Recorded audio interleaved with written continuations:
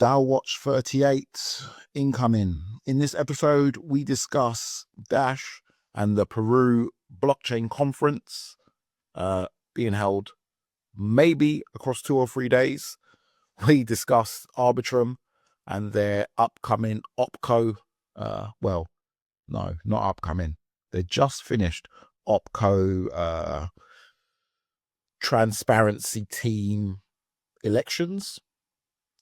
And finally, we discuss Cosmos and the devolution of Neutron into its own sovereign chain.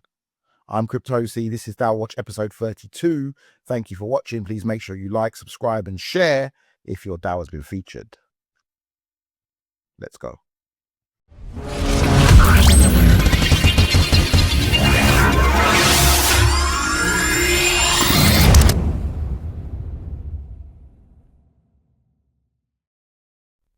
Hello and welcome to DAO Watch episode 38. I am Cryptosi. In this episode, we are going to be talking about a proposal on Dash for the Peru blockchain. We're going to be talking about Arbitrum and the OpCo. I'm going to give a little bit of a background on DAOs creating companies. And finally, we are going to discuss Cosmos and the slightly less controversial than expected proposal for the devolution of Neutron chain. Okay, so let's get started. So I've started with this beautiful background of the Peru blockchain conference, which I found on Instagram. I did find the website, but it does seem as though I could only find the website for last year's edition of this conference. Couldn't actually find the website for this year's edition, which is somewhat strange. Let's see if I can do it here. Let's see. Yeah, so the links all point to last year's conference, which is very strange. This year's conference should be in Lima, the capital of Peru, during the 20th and 21st of June. They're expecting over 1,000 attendants or assistants, as they say in Spanish. 2 days, over 200 different projects and over 100 different speakers from all over the world. So it's a decently sized conference. I guess they've announced that Charles Hoskinson will be there. Charles Hoskinson I've actually seen in real life but never met. So that's a big scalp. We're assuming it's going to be a moderately sized conference. We can see when this was put out. So this was November. So November last year, they said he was coming out. They still haven't done the website. It's not looking good for the conference. Anyway, let's look at the proposal. So the proposal was coming from C. George Sayers, or maybe Jorge, as the Spanish would say. My Spanish is not that great. It's probably almost as bad as my English. And the voting, it's a one and done. So it's just the one vote, just the one payment, 7,000 United States dollars, or the equivalent in Dash, which is 357 Dash. And the proposal is for the deliverables are Dash will get a booth at this conference, which I'm assuming Jorge will man himself. So because he won't be able to get the core team down there, he wants a pre-recorded video about Dash evolution, evolution chain and other topics from one of the DCG members. And he himself will be participating in a panel with other members of the ecosystem. The virtual slot, the video that's going to be made is going to be 20 minutes on Spanish subtitles, obviously. Unfortunately, I'm assuming they don't have a Spanish speaking member of the Dash core group. That's unfortunate because that would be really good. I think that would probably hit home better. During the event, he plans to have $200 Dash giveaways, which I guess will garner some more attention, although long term, who knows. 2,500 attendants, 100 plus international speakers, 3 days, and 200 web alliances. This is a lot of contradicting information that we're getting, because here it says it's only 2 days, but according to this, it's 3 days. The speakers, there is no Charles Hoskinson, although he would probably be the biggest speaker on this list. No disrespect to Hong Fang or Martin Gutierrez. Coinex's Pedro Gutierrez. Coinex is a good website. I like those guys. And Bitrue, who are also sponsoring a traders competition. Well, that might have been last year, actually. It does say that there's a website here, but when you go to the website, it takes you to last year's conference. And really, that is it. So I guess we can consider the pros and the cons of this proposal. And for me, I would say the pros are it's not particularly expensive. It should be something that is fundable. The cons are obviously it's not something that we can quantify the results of, so we don't know how successful it is. There is no real way to tell how successful it is. That is always a difficulty when paying for marketing and things like that. The proposer doesn't have any or hasn't mentioned any real way to measure his deliverables. It's quite a straightforward, give me the money, I'll turn up for the 3 days, meet and greet. He doesn't even have a target list or a hit list of things he wants to do. Maybe something like secure 1 or 2 new listings on these exchanges that are going to be there. Is Dash on BitGet? There's a simple way to find out. Oh, no, that's not the simple way. Let's check. So I'm just going to quickly check to see if Dash is on BitGet. So I'll do that by going to Dash, which is currently at $20, going to the markets and seeing if we find BitGet. Can't see it there in the first lot. Can't see it there in the second lot. Can't see it there in the third lot. We'll do the fourth lot and then we'll call it. No, fourth lot. So they're not on BitGet. So maybe that could be a goal to make a connection with BitGet and get launched on BitGet. BitGo is not an exchange. I think they are a custodial solution. So anyway, there has been no comments on this at all. How long has this been out for? No one seems to have commented on it at all. It's got a few upvotes, but yeah, literally no discussion. So I think this one might go through without any real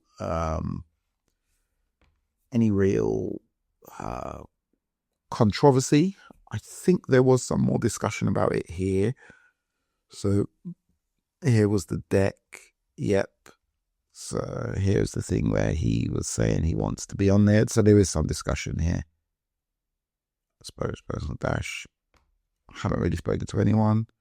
Also the team members. So he hasn't spoken to the LATAM spokesperson. Try Ernesto. You're not alone in LATAM. It's lovely how we really pigeonhole these whole continents into don't speak to that guy. He knows about that area. Okay, so he has spoken to Ernesto. Ernesto's given him the green light and co-signed it. So it looks like he's put the proposal in for that reason. Yes, this is good from James Doe. James Doe is basically saying, look, there are people in that area who are familiar with Dash. You do seem like a newer member. We can't really see how new the member is. So he doesn't have any, I know he's not new. He's been here since 2017. Not new at all. Okay, so yeah, big him up. He has been, this is his latest activity. Let's see his postings. I want to see when he first posted. Let's go back to the end. Venezuela. Okay. So he has been paying attention to what's been happening in LATAM for years and years. He probably a masternode owner, probably understands quite a lot about crypto, definitely been in the space for coming up to a decade, and has been paying attention to LATAM and is still in crypto. So we have to give him, I guess, his flowers and assume he goes there knowing what he's doing. So what would I vote is the question. What would I vote? Or for me,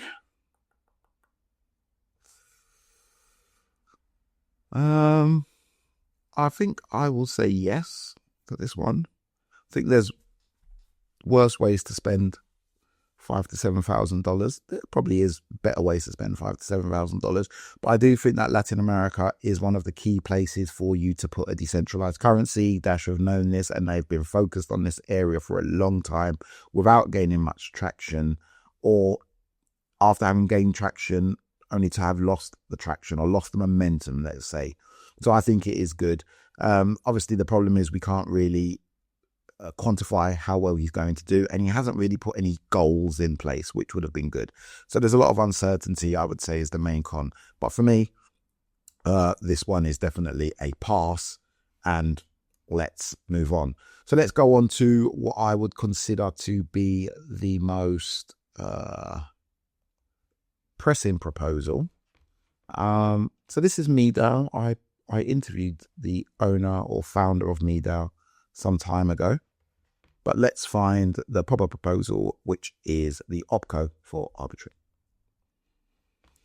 Arbitrum OpCo OAT, Oversight and Transparency Committee. Now, if you are an avid watcher of DAO Watch, you would have known that we started a new series, myself and a young gentleman called Klaus.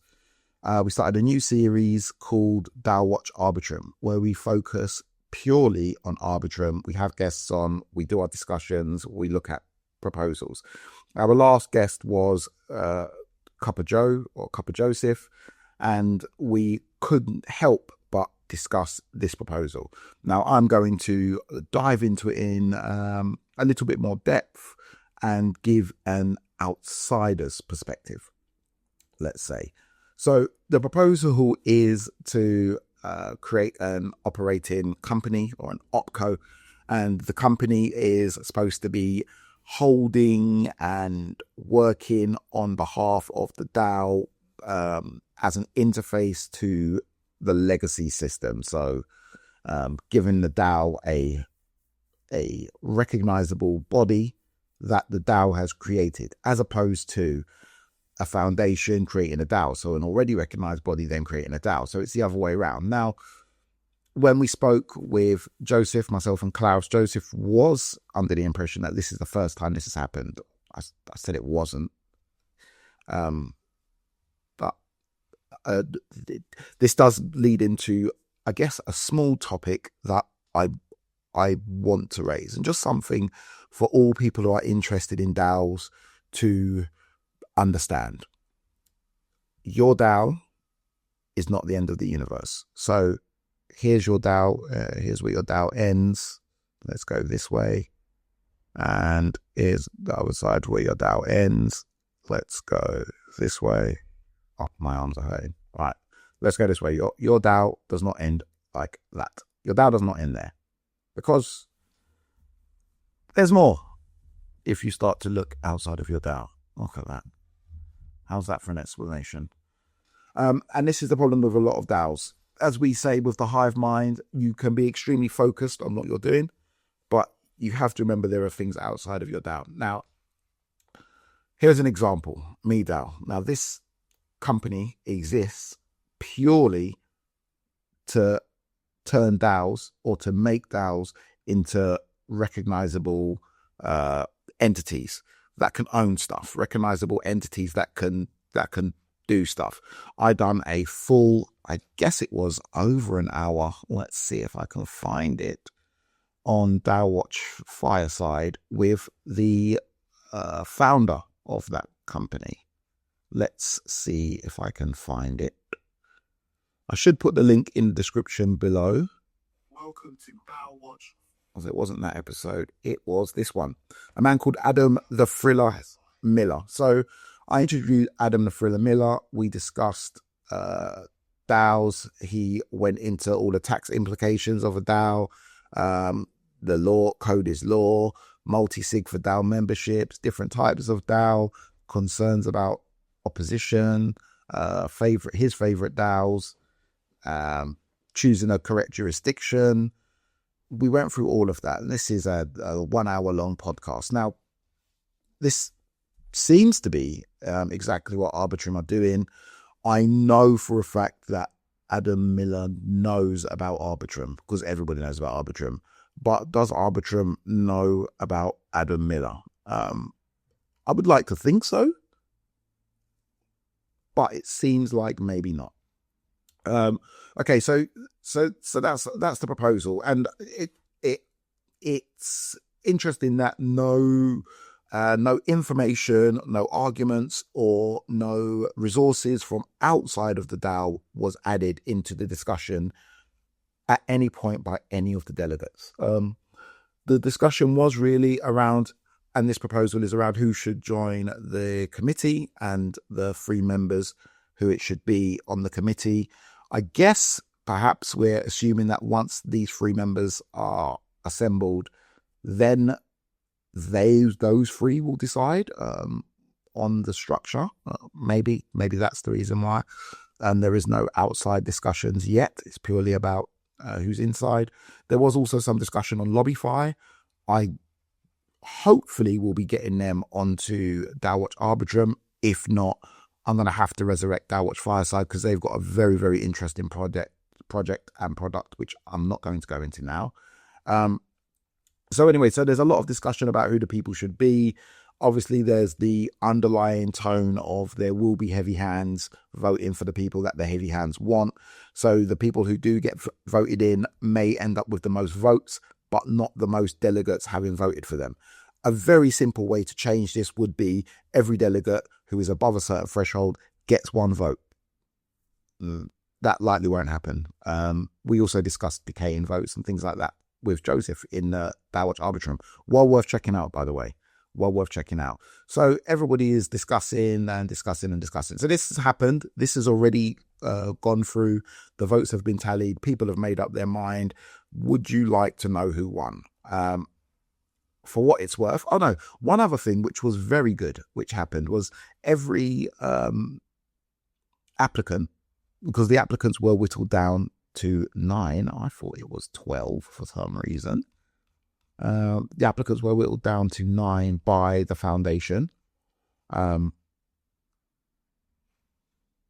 Maybe not whittled down. Maybe just maybe some kind of eligibility was done on them. I don't know. I can't consider the word. So anyway, we're down to 9. Each one gets a chance to come on and give their reason why they want to do it, and that was added, so you can sit down and watch, and each one gets a chance to pitch. Everybody comes in and they all talk, and it's brilliant. Let's see if we see our guy. Here's our guy, Cup of Joe, or Joseph Schiarizzi. It only counts if you do the hand movements. So I thought this was very good. Very, very good. I would like to see this happen all the time in all DAOs, across other DAOs. So I think Arbitrum have done a very good thing here, giving everybody a chance to actually visually and vocally get their point across. And then the people took to the votes, and here was the outcome. So the winners were Patrick McCrory, AJ Warner, and Frisson. If we look here, they are Frisson number 8. So he was, if we have a look, he was,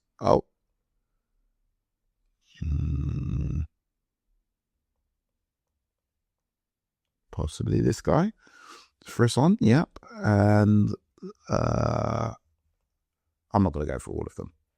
But anyway, so there was these 3 guys. I don't know the internal politics, so I don't know how they got there. I don't know don't know if it shows how many votes. No, see, unfortunately, Snapshot shows the score in weight, but doesn't show how many. 1, 2, 3, 4, 5, 6, 7, 8, 9, 10, 11, 12. Yeah, so 12. So 12 was whittled down to 9 who joined the call. So it shows how many people voted. It shows how many votes they got, but it doesn't show how many people voted, which I think is a difficult one. Who would I have voted for? Obviously, I would have voted for Cup of Joe, only because he's the only one that I've met. But maybe I would have actually abstained, and there was a way to abstain. You would have voted for all of the delegates equally. That would be your way to abstain. So yeah, the OpCo, I think, very good idea. I think in the future, all DAOs will have them. I would love if MeDAO really got involved in this and helped them get through it, get it all right, do it all correct. You want somebody who's done the process 100,000 times or however many times he's done. Maybe the Marshall Islands might not be a great fit for Arbitrum, and maybe the guys involved in this know that. Maybe they don't. I haven't seen any discussion around it, and it's an assumption that I'm making, but I know how much tunnel vision DAOs can get. So it would be really good if these guys all connected, if they haven't already, which they may have done. And I guess let's move on to our final proposal. We are making great time today. Our final proposal is the Neutron Hub, Neutron and the Hub. So, sorry, not the Neutron Hub. Neutron Devolution from Cosmos. Now, obviously, we all know Cosmos is one of the biggest DAOs in the world. It's a massive decentralized chain which secures a whole bunch of other chains. So we could think of it as a slightly more decentralized Ethereum, I guess, and the other chains being their L2s, some of them being other L1s that use the exact same IBC framework. Some of them you will know of, and some of them you won't. One that springs to mind that uses the same technology is 4chain, for example. Don't think they've got the voting switched on 4chain. So the proposal is for Neutron to devolve from Cosmos, and Cosmos to no longer secure Neutron. Neutron to now secure itself, which means new blocks will be created. When the new blocks are created, the validators that are on Neutron will get their share. It makes Neutron arguably less decentralized, but sovereign. If that even makes sense. It's a real argument, I guess, again, or contradiction. So let me explain that a little bit more. As a part of Cosmos, or being secured by Cosmos, we would say Neutron does not have sovereignty. If the people on Cosmos voted for something to even roll back the chain, or I don't know if they could roll back the chain. I guess they could, or they could remove security and let the chain break. If they decided to do that, then they could do that, and Neutron would be powerless to stop them. Now, Neutron is now going sovereign, which means that Cosmos is no longer in charge of Neutron security. But is Neutron as decentralized as Cosmos? The answer is no, a resounding no, because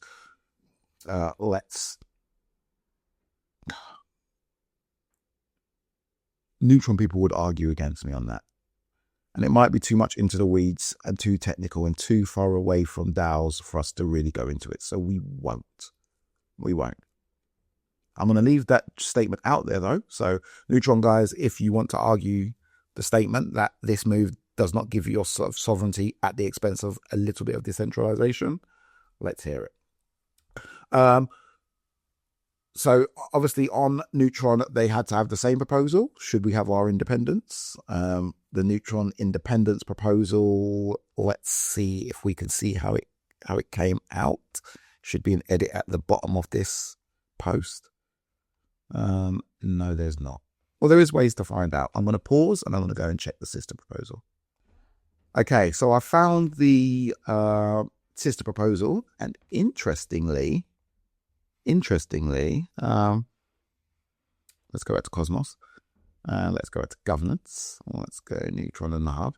Interestingly, the actual Neutron proposal didn't pass by as much as the Cosmos proposal. Now, why is that? Who got to vote on the Neutron proposal? Is there any... See, sometimes you get, with these proposals, sometimes you get comments from the delegates or from the nodes, but we haven't got that yet. Register the DAOs and nodes, transfer. All right, I'm not going to read through all of that now. So let's kind of discuss the pros and cons. So a part of, let's not miss out the big part. A part of the proposal is that the Neutron Foundation will return 50,000 Atom to the Cosmos Hub community pool, which is good. But I believe that the Cosmos Hub will then have to distribute a large amount of Neutron. The exact amount is here. Currently held the community pool. Well, it doesn't say the exact amount. From memory, it is millions. It's something like 17 million Neutron from memory. That was a long time ago, so don't quote me on that. Just scanning quickly to see if I can see it. I can't. So going the other way, Cosmos will have to release that. 42. What did I say? 17.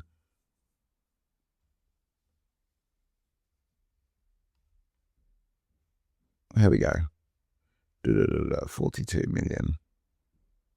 Joint committee already distributed.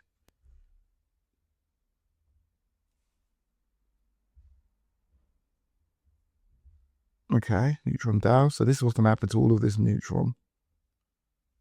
10 million to validate a payment module. 10 million to the committee treasury. Okay. Oh, right. Okay. The joint committee is a 3 or 4 multi-sig on the Cosmos Neutron network. So maybe that explains this. No, it doesn't. I thought I was going to say 75%. This looks like a 2 or 3.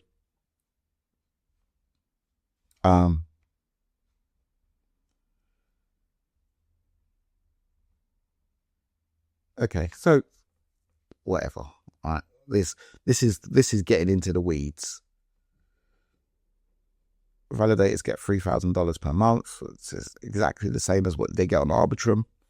They have to sign 95% of the blocks. Target staking is 3% APR, and there are slashing parameters. Neutron. Let's see how the markets took to this news of Neutron's devolution.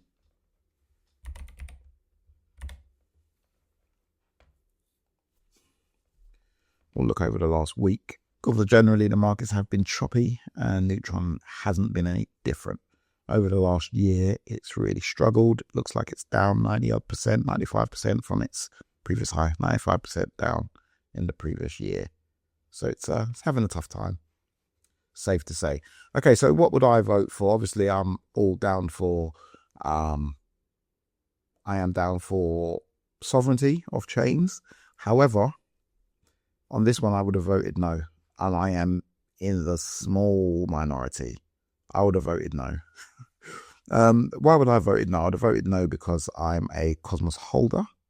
I would like Cosmos still to control this chain and to provide it security and to benefit from the security that it provides.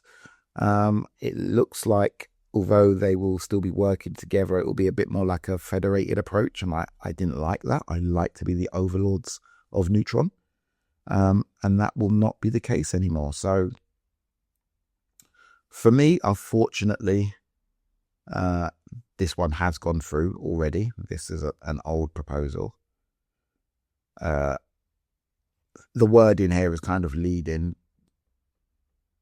It's kind of loaded, because if you don't want them to be a sovereign, they're like, which crypto person? I'm going to be like, no, you shouldn't be sovereign. Only this one, only me. So I would say no. Obviously, I'd be in the massive minority of dictators around the world who's actually happy with their fascist ideals, and might is right. So I guess that wraps up this episode. Unfortunately, Neutron have gained their freedom. The OpCo of Arbitrum does not have our guy Cup of Joe in there, unfortunately. They did get 3 people. I would say to anybody who's got time to go and watch this episode of DAO Watch, where I am discussing with Adam the Thriller Miller. That's a good watch, well worth watching. And also, is there actually going to be a Peru blockchain conference, even though they don't have a website, and they said it's over 3 days and not 2? Who knows? Answers will be here in our next... No, they won't be in our next episode. They'll be in our, like, maybe 6 episodes from now in June. Thank you for watching. I've been Cryptosi. It was a yes, why not on the dash. It was a vote for Joe, Cup of Joe on the OpCo. And it was a big no to Neutron's freedom on the last proposal. Thanks for watching. Please remember to like and subscribe and share if your DAO has been featured, or if you want your DAO featured in a future episode, please mention your DAO. I'm happy to cover DAOs, especially when people actually want coverage. I will cover them, and I will see you all in the next one. Thank you for watching. Adios, amigos.